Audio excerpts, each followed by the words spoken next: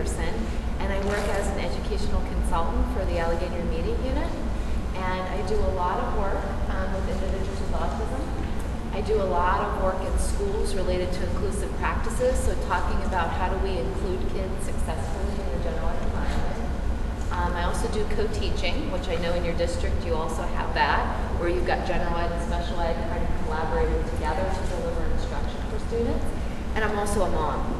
And so I think that gives me some additional experience and knowledge and working with kids. And when we talk about behavior and discipline, sometimes, you know, as a consultant, I seem to forget that all the knowledge I have about behavior, because I lose sight of that when I've got my own daughter. And it's really easy to do that when it's your own child. You can kind of look as an outsider when you go in and see other kids and kind of make those judgments and then think to yourself, wow, I do that too, or maybe I really need to rethink that. So if you have any questions while I'm presenting, please feel free to share out.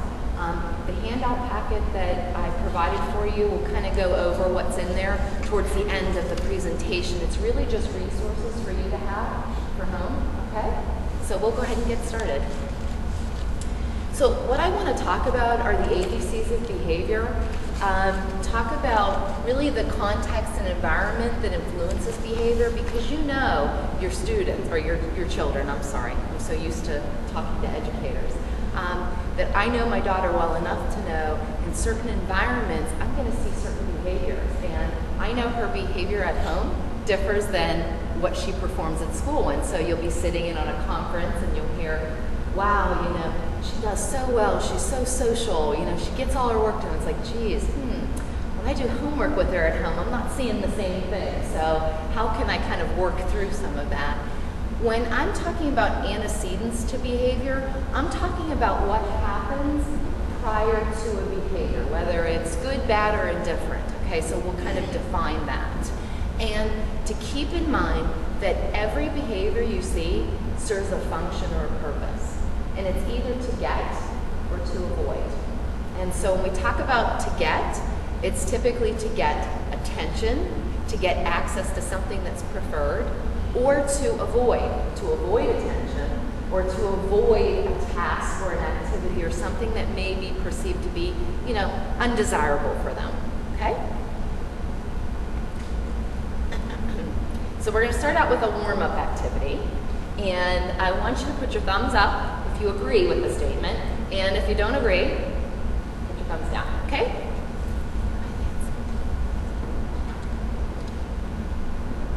If adults would be consistent with punishing children and adolescents for breaking rules, we would have many fewer behavior problems.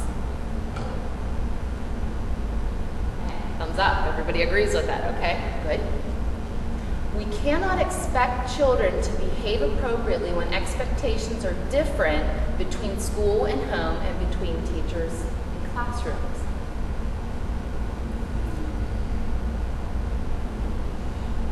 So I see a few thumbs up and I see a thumbs down, okay? And so why is there maybe a little bit of question with that? You want to share your reasoning? Well, I think the kids know what home rules are compared to what school rules are, and they can kind of draw the line between the two. Okay, so kids can learn in certain environments. There's certain things I can kind of get away with here, but not expected here. So it's really important that we set clear expectations for our sons or our daughters, as well as what they're doing here at school. And I know that South Park Elementary is involved in the school-wide positive behavior support, where teachers are clearly defining what the expectations are, and they're teaching the kids about those expectations.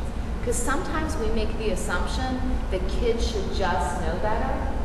And unfortunately, if a child does poor in reading, what do? Teach, right? We instruct more. We find out where are their areas of difficulty, and we teach. Same with math. If my daughter's having difficulty with math, I don't just say she should just know it, right? I'm going to spend some time and work with her and instruct her on those pieces that she doesn't understand. It's the same premise when we're talking about behavior. That even though I've told you 10 times, You should know to do this.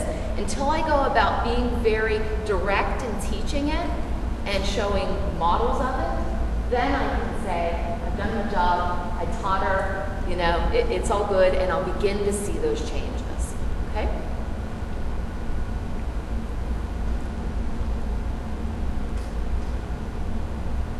If an adult is rational and calm with a challenging child, it results in a loss of face or respect for the adult.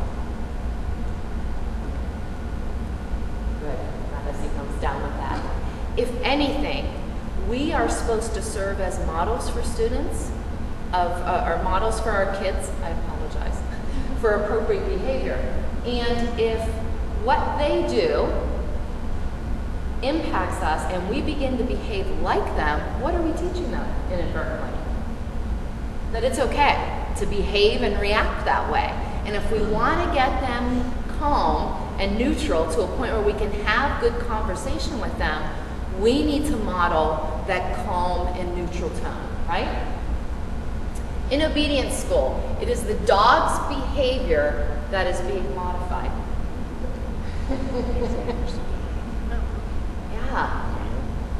What's actually changing?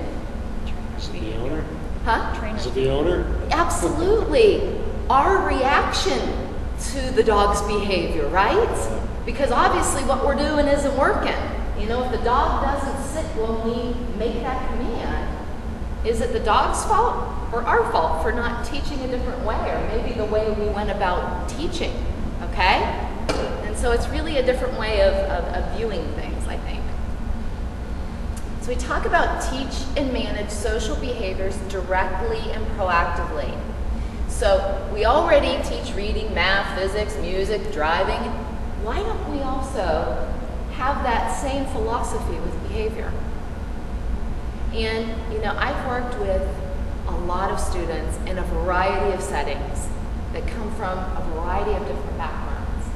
And so I almost always make the assumption that they know better. Because if I say they're doing it on purpose, they're doing it to irritate or agitate me, that doesn't help me develop a rapport, right? Just as if you think about your son or daughter and say, you know, he's doing that just to make me angry, then that's just going to make you what? Even angrier, right? Rather than getting to the root cause of it and trying to change some of those patterns, okay? So we'll talk about vocabulary. And this is A for antecedent, that's what occurs prior to a behavior. B is the behavior itself, and C is the consequence. So when we talk about behavior, we talk about it being observable and measurable. So I can't just say, my daughter is disrespectful. I want to label what is it that she's doing that's disrespectful, right? She doesn't follow my directions. She doesn't look at me when I talk to her, right? And we even do this, you know, transfer this over to schools when I'll talk with teachers. You know, sometimes we make assumptions about behavior. We say, you know, a kid is lazy, right? Well, what does that laziness look like? Oh, he doesn't complete his work, or he puts his head down. And then we look to, okay, well, when he does do that behavior, what's the consequence to that behavior? Does he get out of work? Does he get attention from the teacher? You know, the teacher comes over and starts to work with them. So we really need to consider that. Here are just some examples of behaviors that are observable and measurable. And then here are ones that aren't. And we really try to shy away from even utilizing this terminology with kids, because we want to be real clear with kids as to when we say, or when we think bad attitude, we say, you know, when you talk in a really loud voice, that really, you know, bothers me. That makes me feel like you don't respect me, okay? But really defining the behavior they're doing so that they're aware, okay? Because sometimes they may not be aware of, you know, my daughter when she was little used to roll her eyes a lot. And, you know, after a while it was like, okay, Hannah, enough's enough. And I said, Hannah, you know, that's very rude when you do that. Rude when I do what? You know, and I had to define it when you roll your eyes, because when you roll your eyes, typically that means that you don't want to hear what I have to say. And so we had to work on that with her. We talk about behavior. And, you know, if you take nothing else away from the presentation tonight, function, that every behavior serves a function. Sometimes it may be a challenge to figure out what the true function is, and we may need to do some investigating and try a variety of things. But every behavior serves a function. And again, I say, to get attention, to get activities, to get objects, or to avoid or escape. So, I want you to think about your son or daughter, and if you think it's true that the majority of the time the behaviors they display are to get something, I want you to raise your hand. If you think to avoid or escape, I want you to raise your hand, okay? So, how many of you think to get? Okay. And how many people would say to avoid? Yeah, it's usually when I do this presentation, it's kind of a 50-50 split. You know, that for some kids, it's to get some additional attention or get access to something they want. And for other kids, it's like to avoid that, right? I don't want to do my chores, or I don't want to get my homework done, right? Or I don't want to be, you know, doing this activity, so I kind of engage in certain behaviors to kind of avoid that. And at school, we tend to see both. Typically in the secondary level, we see more of the avoid and escape when it's related to coursework, right? Because the work gets lengthier, it's more time consuming, they've got so many different subject areas they're involved with. Whereas younger students, we may see more of them with that to get, that attention or that sensory seeking, right? They seek a lot of that in the elementary years.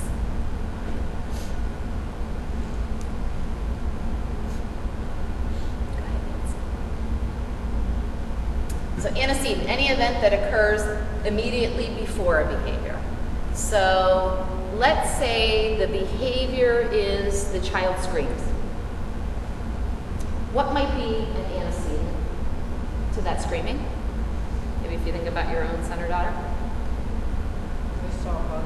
They saw a bug. Absolutely, my daughter. Spiders, forget about it, right? Anything else? Got hurt? Absolutely. Siblings. Siblings, absolutely. Some kind of confrontation, okay? Sibling rivalry. That's right. It's really good to be aware of those antecedents, because sometimes when we're talking about changing that behavior, we need to be aware of what might trigger that behavior. And so sometimes we can control that, and sometimes we just have to teach our son or daughter how to do things differently, right?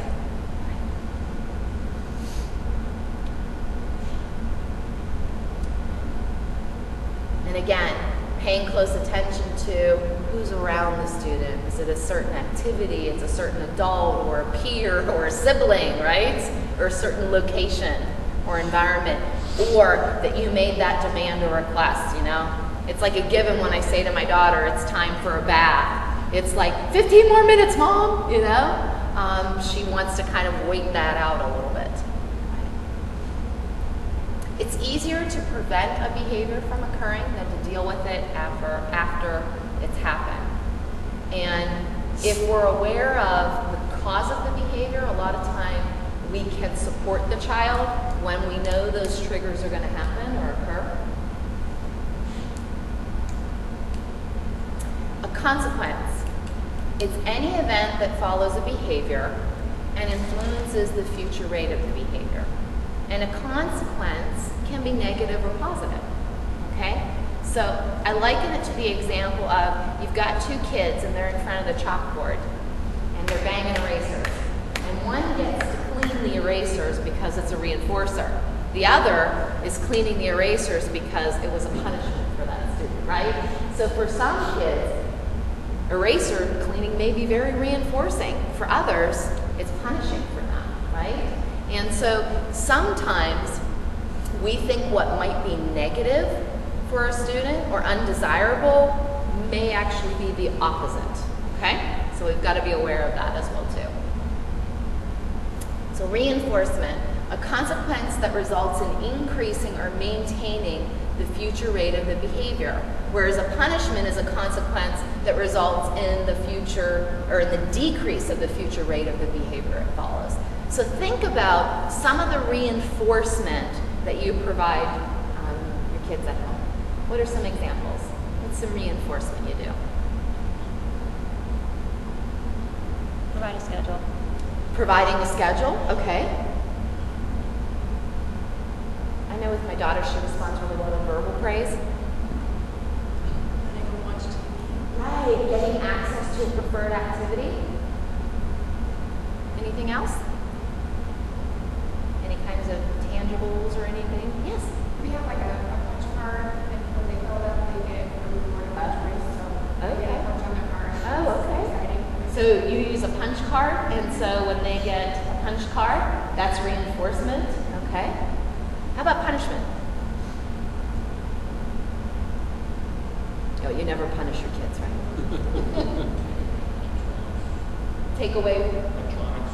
Taking away a desirable activity, sure. Earlier bedtime. Earlier bedtime, yep. Maybe shortening the amount of TV time that they have, right? If they act badly when they come home from someplace, I usually say, well, you must not want to go back there again. Oh, okay. So trying to make them recognize, okay. You didn't act like this before you went. Oh, okay. All right. Sometimes I Okay. Consequences are what happens when rules are broken or they're not followed. Okay. So, reinforcing or punishing. When we talk about behavior support assumptions, you know, there's no place for ridicule or humiliation of children in the process of managing behaviors.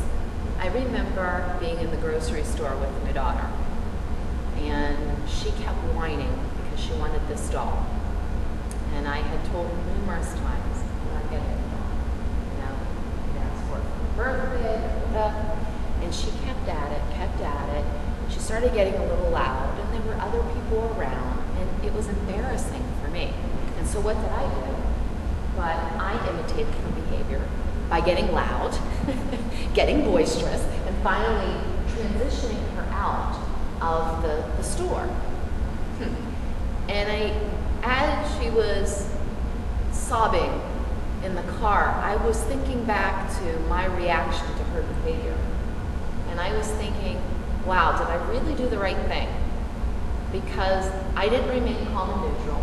I imitated her behavior, and I allowed her behavior to impact my actions. And she knew I was upset, and she knew I was angry, you know?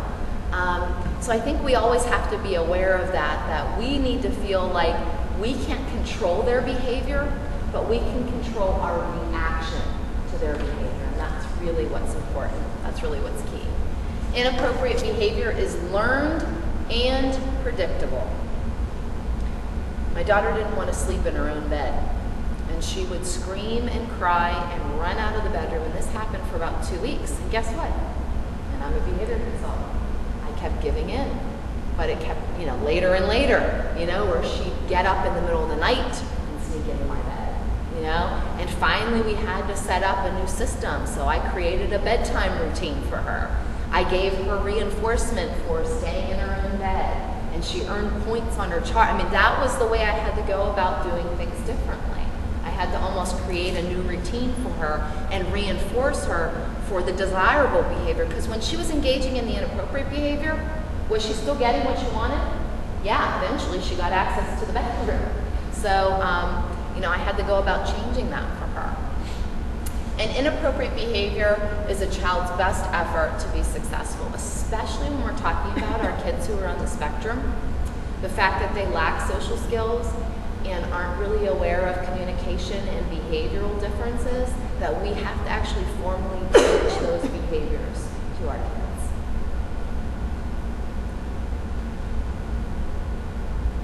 So when we talk about inappropriate behaviors, it's like we take it personally. And we need to kind of step outside of that and say they just don't know how to do it differently, and I've got to teach them how to go about doing it differently.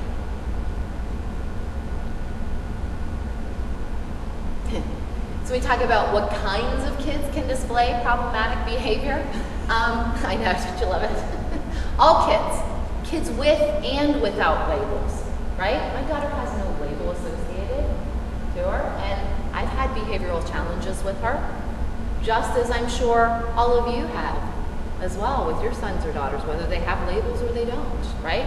Kids just naturally, as part of developing and growing up, are learning what the rules are, what they aren't, what's expected, what's not expected. And we're really the teachers or the facilitators of that learning.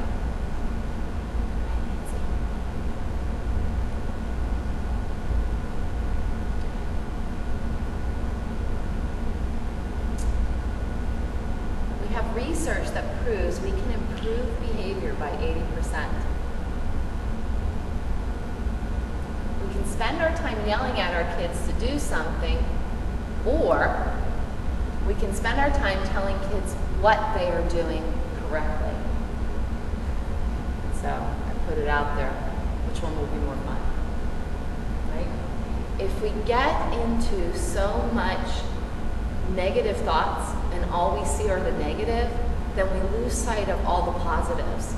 And really, what do we want to pay more attention to? The good things, right?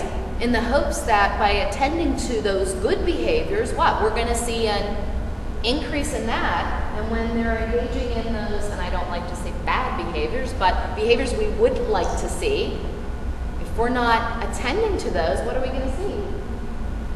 A decrease in that, right? So, here's the formula. Scientific, yes. Teach the behavior.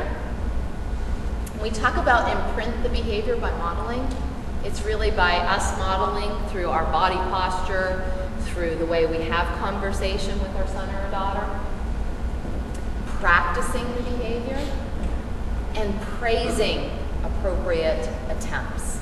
We call it TIP, okay? How many of you have rules and routines at home that you think your son or daughter are very aware of? Yeah. And how do you make them known? They're posted, and she also has covers that she covers for every single activity that she completes. So Okay. she knows exactly what's expected of her. Okay, so you have actual rules posted at home. Yes. Good. What else? Anybody else do anything? You just speak it.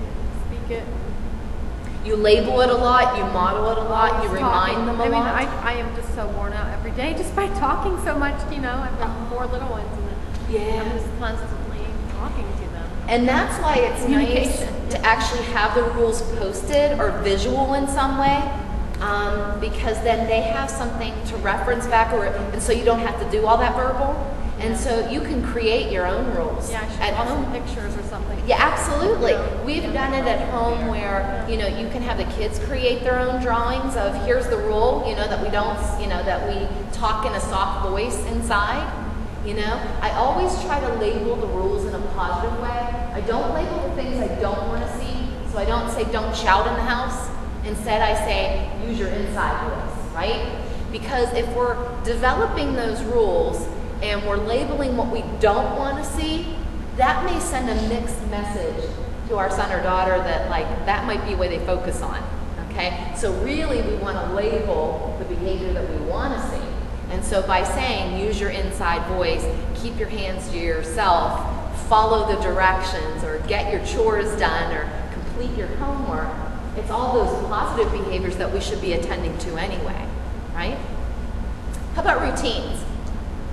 Do you have specific routines as far as when they get home, kind of what the expectations are, or does it vary? Yes, no? No. Well, they take off their shoes, they hang up their coats, they put their book bag where they're supposed to be doing their homework. Okay. Yeah. And they're aware of that, and they always follow through with that? Oh yeah, but they usually end up all over the floor, in the bathroom, Okay. whatever comes next. And so sometimes with those types of routines that have been, you feel taught and practiced a lot, you might want to have some kind of picture representation or visual representation as a reminder. I know for my daughter at bedtime with that whole, wanting to sleep with me, I actually created a routine at bedtime, for her, and it was a list of all the things that needed to be done. And that kind of sidetracked her from going back to those behaviors that she used to display. And use attention to promote expected behaviors.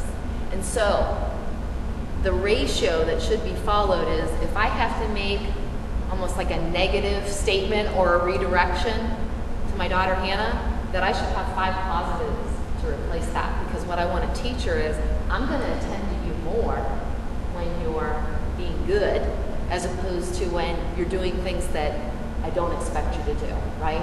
Things that I don't want to see at home, okay? It's really important that we're specific with the type of praise. And so here it says, make it descriptive, specific. So for example, if I say to you, good job, do you know what I'm saying good job to you about? No, it could be just the fact that you're looking at me, right? Or nodding your head and pretending like you're attending, right? It's the same way for kids, that you actually want to label what it is that they're doing that you're praising. So I'll say to my daughter, I really like how I didn't have to remind you to get your homework folder out and you did it on your own, rather than just saying, good job, right? She may not make that connection. And sometimes our kids don't make those connections if we're not real specific about labeling that. Do you find yourself doing that sometimes at home? Just making the assumption that your son or daughter kind of knows why you're saying good job or great or super? And sometimes we'll do that in the school setting too. And I know that's part of the school-wide that South Park is involved in, that we've got to be real descriptive with labeling those behaviors for our kids. And varying the statements, right? We don't want to keep saying, great job, good job, super, terrific, right? They're going to get bored of it. So we want to try to vary that a little bit. And making it convincing, right? You want to feel like you're forcing yourself to say that, because kids will pick up on that. And making it age appropriate, which I'm sure you're aware of. And then we also have this continuum of reinforcement that can include tangibles, it can include social, or it can include an activity. So we may seek to go above and beyond just that verbal praise for some of our kids, and we may say they need a little extra, and so maybe they learn that, if I get all of my chores done Monday through Wednesday, I know that I've got a McDonald's dinner, or I've got a special activity that I get to do with mom or dad. Here it is, it's that 5-to-1 ratio. And I will talk to teachers, and I will talk to paraeducators about this as well too, because it's really easy, especially in the educational environment, to catch kids not being good, than to focus your attention more on what they're doing that works really well. Kids will pick up on that too. If they learn that the way that they get your attention, the quickest and the easiest is to scream or to shout or to slam or to stomp, that's what they're apt to engage in, as opposed to doing it the right way, right? They want to do what's quick and easy a lot of the time. And then my daughter used to be that way, well, she still is. I haven't fixed her yet. So here are some examples of reinforcements. And, some people will challenge me and they'll say, well, if we're utilizing, preferred activities or even tangibles, aren't we bribing them? And I always say, like I'll say tonight especially, after the 2-hour hike out here, I love presenting. I love working with kids. It's always a pleasure when I can talk with parents as well. But I need motivation in order to do the job I'm doing. And if I wasn't getting a paycheck to kind of reimburse me for that, I unfortunately did not be here tonight, right? We all have, something that we need as an extrinsic motivation and intrinsic. And unfortunately, for a lot of our kids, they seek more of the extrinsic motivation. And when I say extrinsic, it means the tangibles, it means the preferred activities, it means the tokens. as opposed to the intrinsic motivation of just knowing I'm pleasing mom and dad. Aren't I great? Right? I feel really good about myself. Okay? And so sometimes our kids will do that and it'll surprise us. And other times they're seeking more of that extrinsic. And we do too. You know, sometimes I'll have to set a goal for myself, you know, whether it's about losing weight or dieting, that kind of thing. And I put in place an extrinsic motivation. I can get those shoes at Nordstrom's once I've lost the 5 pounds, right? So we all do that for ourselves. Why shouldn't our kids also learn that as just part of growing up, right? How many of you work? Yeah. If you didn't get a paycheck, would you go to work every day? I don't think so, right? Yeah. There you go, there you go. Yes. Remember, it's not about the stuff. It's about the acknowledgement and feedback that lets students know they did it the correct way, right? That our kids got it. And the handout packet, I'll actually reference it right now. What I like is this free or inexpensive rewards, and there's like an exhaustive list. So if you're ever looking for some additional ideas or things to try, that's kind of an exhaustive list of things that you can consider. And honestly, I think the best way to find out what's a rewarder or a reinforcer for your son or daughter is to talk with them. You know, Hannah, we really need to work on, you know, this bedtime routine. And this needs to be something that we work on together. I'm gonna help you out with it. I'm gonna create a schedule for you. And I wanna reward you for when you do a good job and you learn how to stay in your bed all night by yourself. And so I'm thinking, what might you like to have once you know that you've accomplished that goal? And she has no problems with that. But sometimes we just don't ask our kids that, right? Or we put into place rewards that maybe aren't really reinforcing for them. So it's really good to have that conversation, I think. I like this. Do you understand what I mean by that?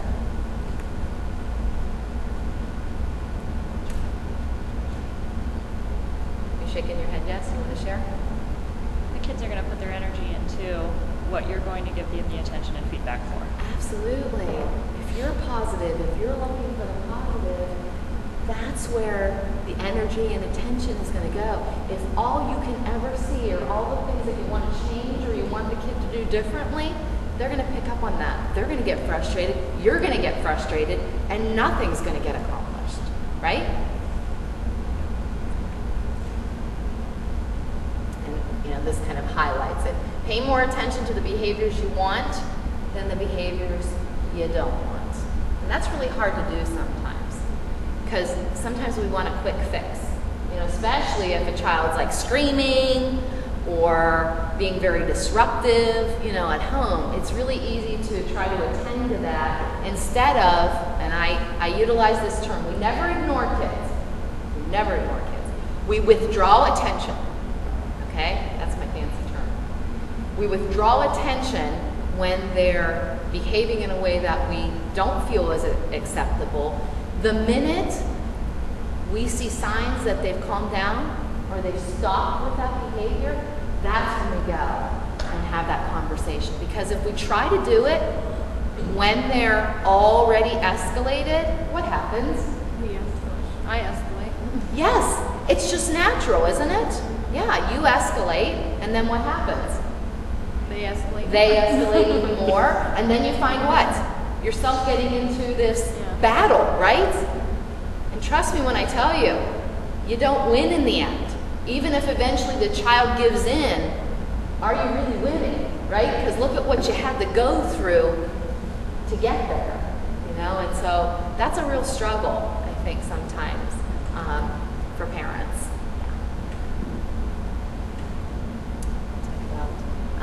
Use the vocabulary of the rules to praise for rule following.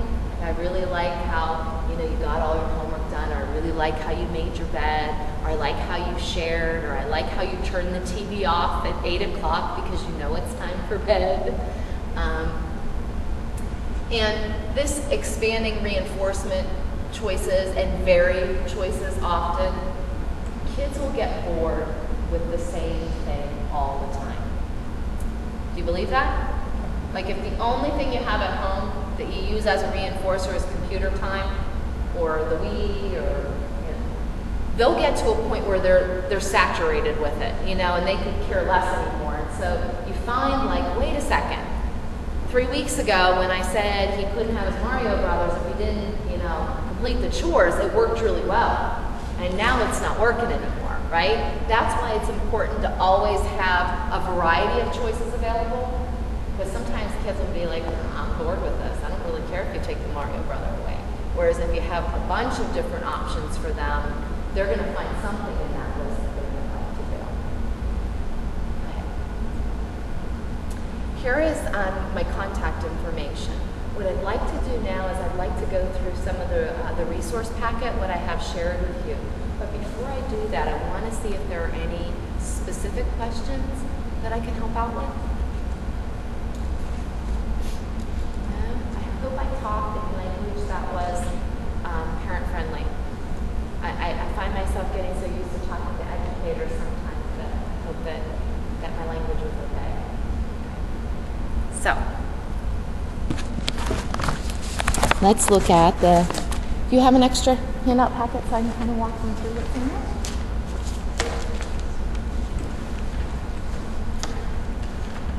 These first few pages are just those free and inexpensive rewards for parents. And then you see for teenagers. Yeah? Is there some in there for teenagers? Yep, there sure is. It starts on the 4th page. Is it okay to let them pick this? I want you to let them pick this. Absolutely. I think it's really important to have that conversation with your son or daughter. So here's some ideas, but do you have some as well? You know, have them highlight the ones that they enjoy or that they like.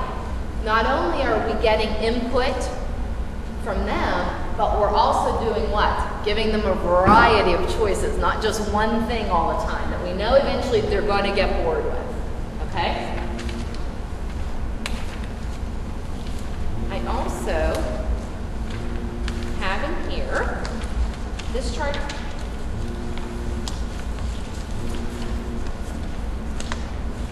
And this chart is really nice for defining what the expectations are at home.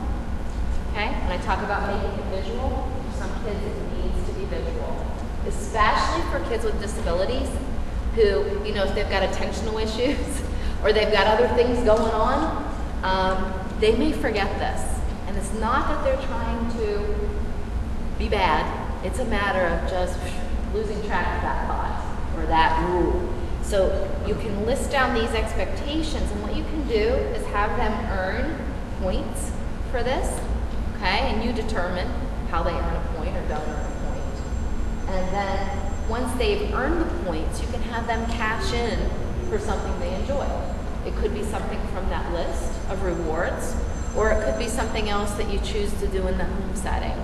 So I find these charts to be really useful to have at home. This accompanies that because what we do is we make a menu of choices. So for example, number of behavior bucks earned. If you earn 5 behavior bucks, you get to buy a candy bar.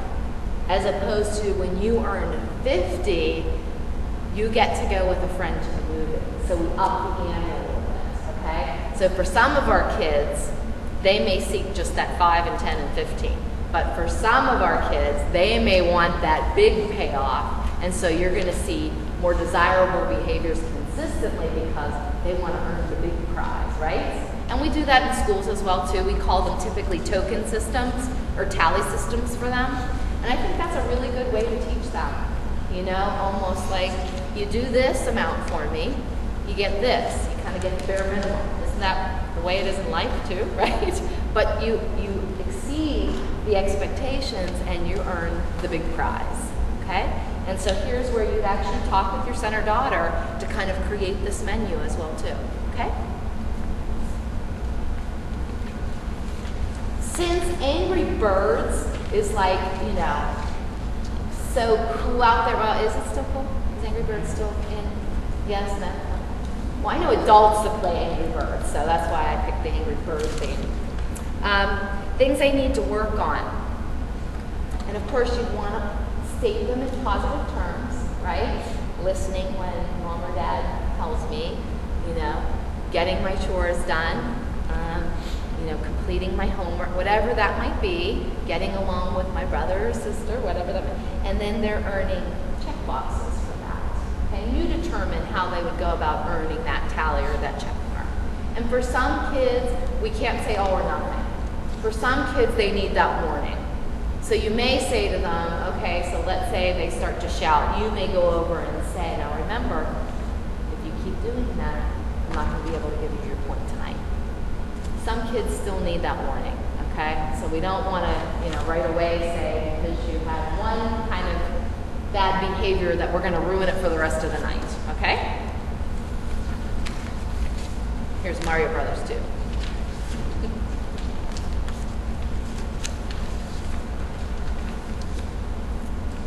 I like these as well.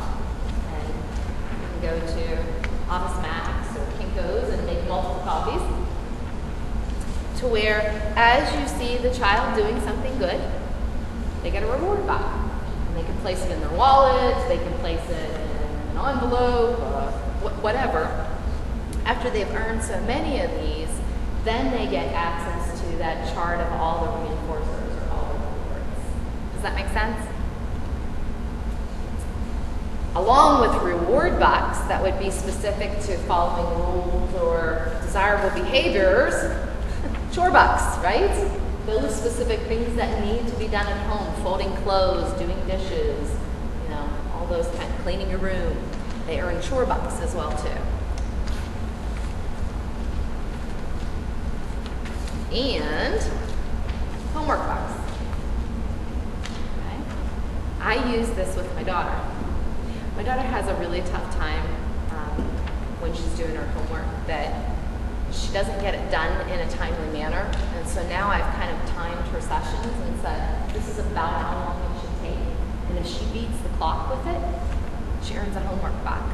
And there have been times when she hasn't beaten the clock, you know, and I've kind of learned my lesson too, like, wow, that was actually a lot harder than I thought it was going to be. No wonder why it's over so long, you know. But it's a really neat way to reinforce them for completion of their homework. And again, then you have this menu or you have the chart to refer to give them access to that. Okay? Some kids are just gonna like getting bucks. You know, that's the payoff. There's no extra reward involved with it. They just like the fact that they got a homework buck. Nancy, do they? Go ahead. I was just going to ask about what age, like high school, is probably more. Is this like up to middle school? Absolutely. Absolutely. Or And even through high school? absolutely. I've used this in secondary settings as well too. Typically, instead of the bucks, it might be points or tallies, and then after they have so many points or tallies, they know they've get X, Y, or Z. But yeah, even at the secondary level. It's interesting, when I've worked in middle schools and high schools, what's reinforcing to some of our secondary kids that I wouldn't think would be reinforcing, but actually is. So, candy, yeah.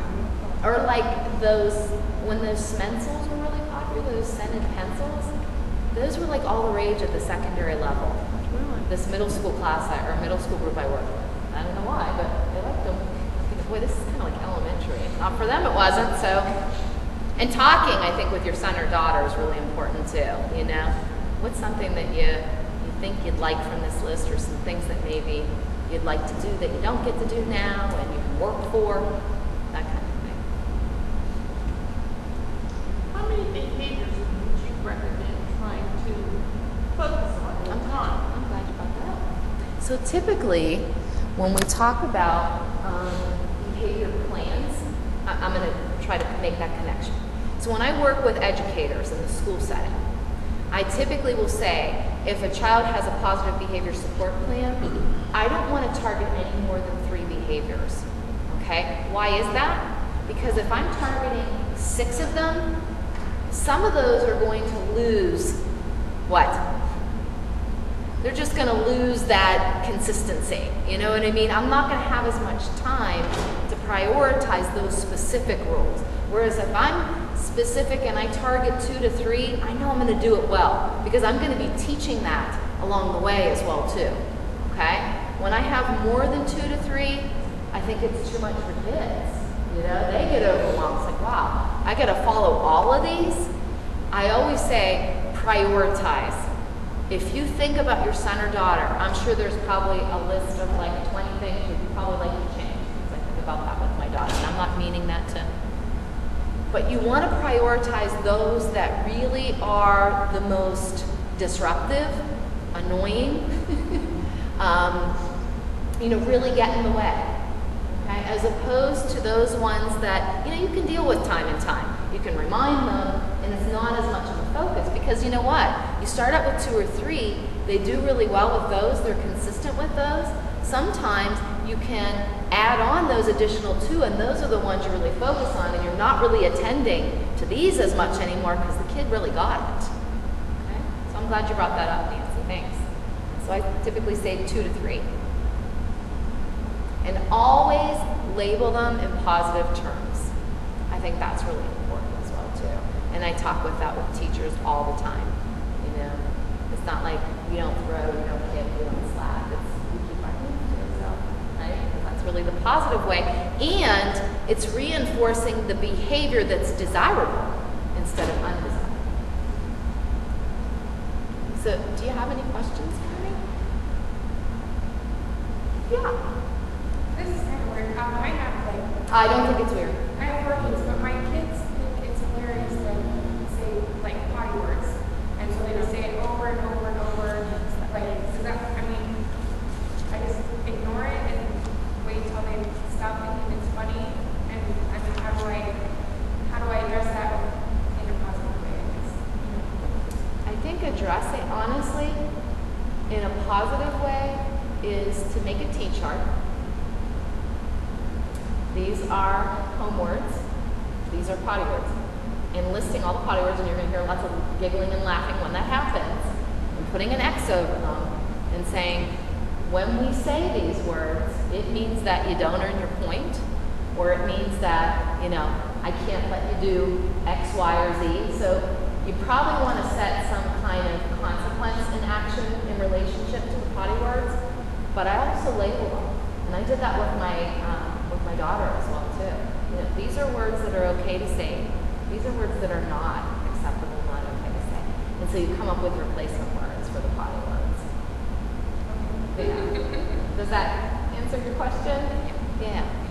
And we formally teach it. You know. Some good replacements. For what? Potty words.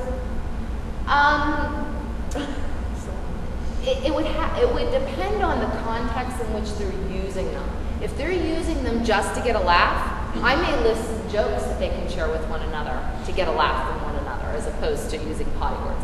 If it's in regards to frustration, to something that they're doing to where they may say that, like, oh, poop, like they're mad or something like that, I would give them replacement language that would be related to why they're saying that, you know, the context. So it's really important to know the reason why they're utilizing that word. What do you think? They think it's hilarious. They think it's funny. So to me, to go with those jokes and riddles and talking funny that's appropriate as opposed to those potty words would be a great way. Teaching them knock-knock jokes, right? Getting a joke book, you know, and this is our family joke time or whatever. Yeah. If it's because they're frustrated, upset, whatever, you want to give them language that reflects that. Ours at home. Huh? Ours at home are more like the disrespectful words, like the stupid or, you know, stuff like that. I'm trying to think of, in my head right now, I'm trying to think of a way to tell them a positive way, and I can't think of like, oh, this is so stupid. Why do we have to go to this? Or, you know, they just do it. You know, they just say stupid. And unfortunately, they hear it. Yeah. Well, yeah. And I remember when my daughter started saying that, stupid and dumb. Yeah. And to me, those are absolutely unacceptable. And so I would say to her, you know, I know that maybe you don't want to do this or you don't like doing this, but to say it's stupid or dumb is not something that I want to hear you saying, because do you know what stupid and dumb is? Stupid means that you're not very smart, you know, that you don't have respect for, you know, and I would kind of label it that way for her, and she doesn't say it anymore. But I also taught her what to say instead, or almost to label the feeling as opposed to saying this is stupid. Like this is hard, or this is something I really don't want to do, or oh mom, you know, like do we have to? That's even better than this is stupid or this sucks, or right? Yeah. So labeling it in that way, does that help a little bit? Okay. Any other questions? Do you have any direction on eating the right foods?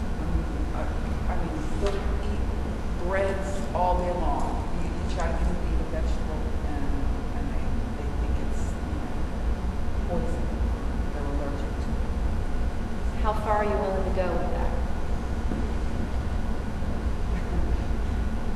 And I say that because if you're willing to actually try to change that behavior, then you're going to have to stick to your guns, and you're going to have to be consistent with the expectation that, okay, here's the rule. You want your breads, da-da-da-da, you need to at least try a portion of this prior to getting that. If you can follow through with that and do that, thumbs up to you. But I'm just saying it's going to be hard work, especially when we're talking about eating. My kids have gone without supper sometimes. Yes. Yep. And that's what they have in the morning. I'm Yep. sorry, I've heard Yep. that and it works. It's On worked it- for two of my oldest so far. Yeah. I mean, honestly, it depends on, and I don't mean that in a nasty when I said that. You know, I remember my sister Daria.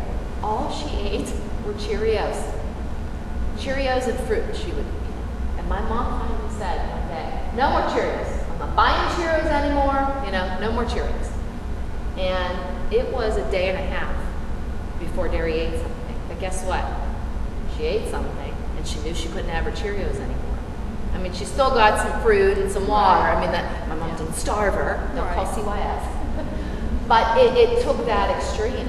And so it's all in what I think you're willing to be able to put up with.